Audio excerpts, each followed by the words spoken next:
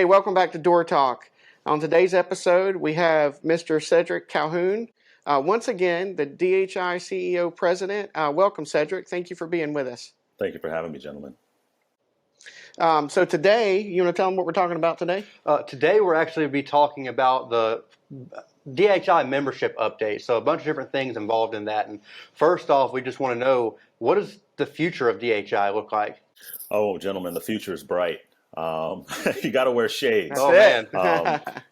Yeah. For those of you who know that song, I'm dating myself, but anyway, just want to, real brief.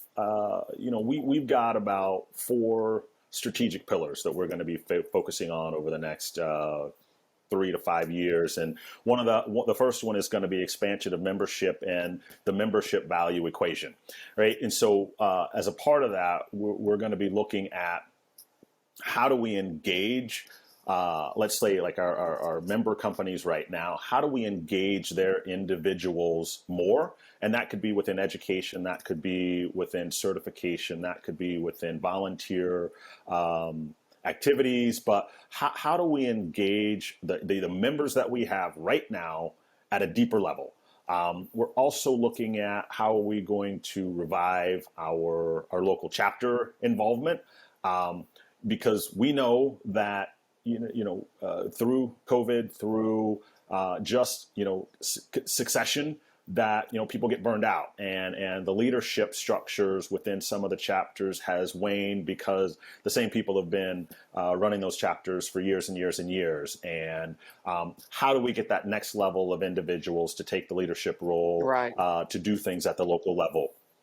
The next piece is increasing, really, I think, the number of individuals that hold our various certifications, and really taking them through and educating them on the pathway, but also the importance of those certifications to themselves as professionals, also to their companies. And so communicating that value to their company owners, but then also the value and importance of those certifications within the overall industry, and what does that really mean to individuals? And I like to say this: what does it mean to people outside of DHI and the people who know about it, right? So when you talk to someone that's a layperson about, let's say a DHI certification, I'm a door hardware technician, and they go, okay, well, what does that mean? Yeah. So part of what we're going to be doing, in terms of increasing our certification numbers, is also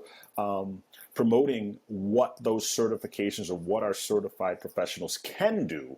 And so I don't know if we're going to call them PSAs, I don't know, but we will be going out to the general public and saying, you should know who these people are. Yeah. And if you ever have questions in the commercial building space, or let's just say non-residential space, you should be reaching out to one of these individuals if you have questions. And you can find them in your local area. And so making sure that we promote the individuals who are certified, but then also educate those who don't know we exist on why you should use one of our professionals or certified or credentialed professionals. And that's so great, because just like what you said, when I say, hey, I have my DHT, which is a door hardware technician, people's eyes glaze over and go, okay, that's cool. Yeah. And I'm like, well, I mean, it is cool. It's something that I had to go through and get in a certification, but it's great you're going to be letting people know that, because then people are going to know, hey, these people that have these certifications and these credentials know what they're talking about. They've been through the process, they've been through the classes, and it's great that you guys are going to let people know about what that is, so they understand that there's people out there with that. Well, and I think, also to even get into, the rigors of it, this is how many classroom hours they had to take. This is, the length of the tests that they had to take. This is, the number, like I say, the number of hours of education that they have to take. And, they are constantly having to upgrade and update that education, year over year, so that they're up to speed on any new changes or new developments or innovations within the space. And I think, again, the layperson looks at a door frame or door opening and just goes, yeah, that's a door opening. It has a hinge and it swings in and out. And, no, we don't want everybody in the world to become a door frame and hardware expert, but we also want to let them know that there are people out there that understand the engineering, understand the specifications, understand the intricacies of a door opening to keep them safe and secure. Right. And so I think that knowing, or the general public knowing that those individuals exist will be huge. And for those who want to get into the space, right? Letting them know that this is a viable career and it's something that they should consider if that's something that they're interested in. Yeah. Now, for instance, our market here, I mean, I would say, small market areas and stuff like that, that don't have a local or an active DHI chapter. What do they need to do versus the ones who do have active DHI chapters that are involved? Yeah, I mean, if they have the numbers, I would encourage them to, to look into starting a chapter. If they don't have the numbers and or the interest to start a chapter, I think, one of the things that, and I talked about this a little bit in terms of the member value equation is, we're looking very directly at some, technology solutions that would open the door to more connectivity with, or those within small markets communicating with those in other, let's just say small markets, but then also nationwide or worldwide in terms of, we want to discuss this particular topic, but we don't have a venue or a chapter or a local area that we can really connect with. And so what we want to be able to do is, even if it's not a formalized chapter, is to create what I'm calling sort of regional networks where it may just be a discussion forum that, let's say, is focused on the Southeast, and then you all can talk about specific topics, and then there's one in the Northeast, and then there's one in the West, and then there's one in the Midwest, and and so we can start to open up the lines of communication beyond we've been in, frankly, the COVID, everyone's doing a Zoom call. I don't want to always rely on a computer screen. So, that hope of, let's just say, having a regional meeting after, we build up enough momentum with say, a regional online network to be able to say, hey, everybody, let's meet in such and such a place. It's not a formalized chapter, but we're giving people that option and the forum to get together to frankly meet those people face to face that they've been connecting with online. And so we want to be able to provide that type of a forum for our members, especially, those in small markets that just, they don't want to or can't afford to drive 2 to 4 hours to get to their closest local chapter. What can we do as an organization that can help facilitate them still being able to communicate and network with their colleagues on specific topics, on specific issues that, DHI can then facilitate with a subject matter expert. Whether that we leverage a fair amount of content to, the chapters that do host meetings, but we have chapters out there that the only thing they do is, say, a golf tournament. Right? And so they don't necessarily offer education. And so what we want to be able to do moving forward to create that member value, or to create more member value, is still being able to connect those individuals who don't necessarily have a face-to-face forum nearby, but then creating, again, that regional perspective where you can get those individuals together from time to time, where, yes, it may be an overnight, but you're doing it in a way where you've created that connection, where you've created that camaraderie, and those individuals can now get together in person and discuss very technical, topical issues, issues affecting their local region or their local area, and innovations or things that are happening that they want to get others' perspective on that aren't proprietary. Right. It's just we want to be able to talk to other people about these challenges that we're facing,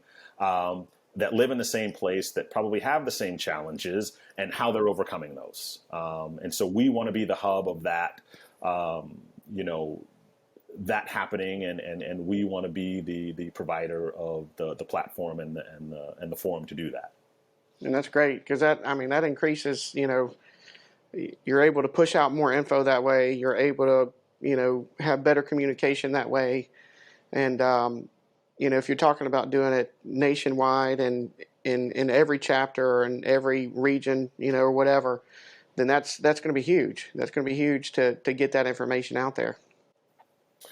Absolutely. And we are, ready to make the investments in the technology platforms that are going to provide the most value for our membership, and frankly, what allows us to grow our membership, because I'm sure there are people out there that just say, hey, you know what, there is no local connection for me, I can't get to that school, or at this point in time, so you know what, I'm going to wait.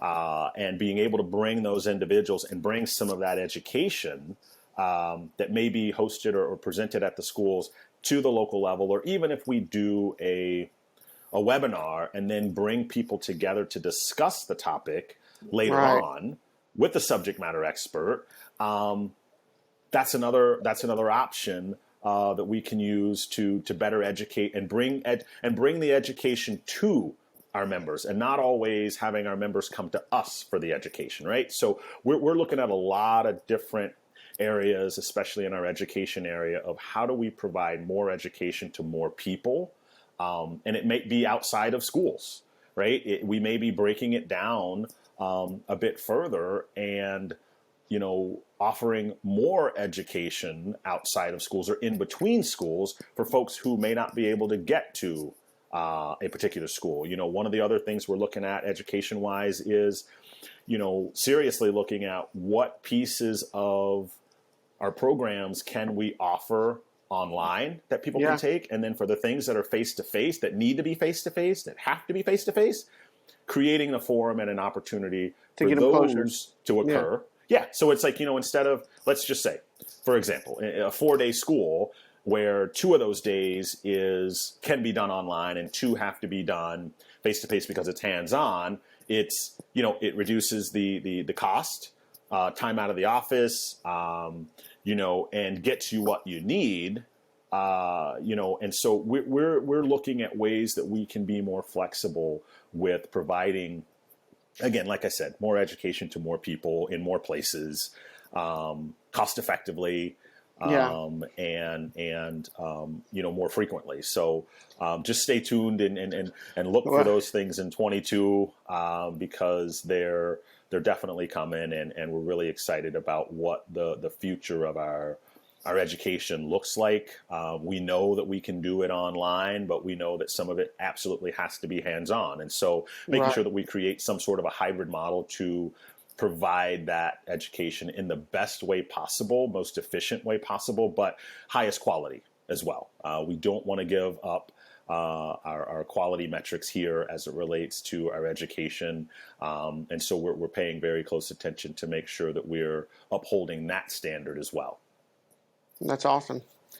Well, we're going to cover a little bit more on our next episode with some education and some certification and some areas that we can do that. But Cedric, thank you yet again for being on the program today.